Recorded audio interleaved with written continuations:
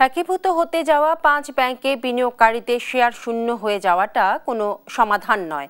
রাজনীতিবিদরা যখন ঋণের জন্য সুপারিশ করেন, তখন ব্যাংক কেন সরকারের নিয়োগকৃত গভর্নরেরও তাতে বাধা দেওয়ার উপায় থাকে না। শুক্রবার রাজধানীতে বিআইবিএম আয়োজিত ষষ্ঠ গ্র্যাজুয়েশন সেরেমনিতে এসব কথা বলেন বক্তারা।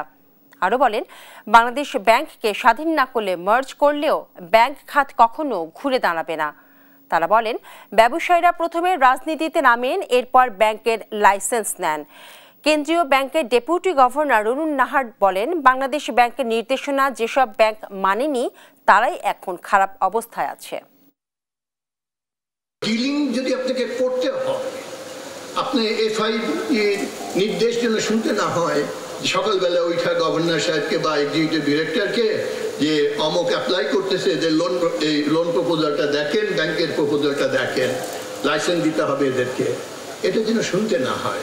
বাংলাদেশ ব্যাংক যে স্ট্যান্স নিয়েছে সেটার মাধ্যমে ফাইন্যান্সিয়াল সেক্টর ক্রমাগতই ভালো হচ্ছে। আমরা জানি যে অনেক জায়গাতেই কিন্তু এই কথাটা বলতে কেউ দ্বিধা করছে না যে অন্যান্য সেক্টরের চেয়ে ফাইন্যান্সিয়াল সেক্টর, ব্যাংকিং সেক্টর ভালো করছে, বেটার করছে।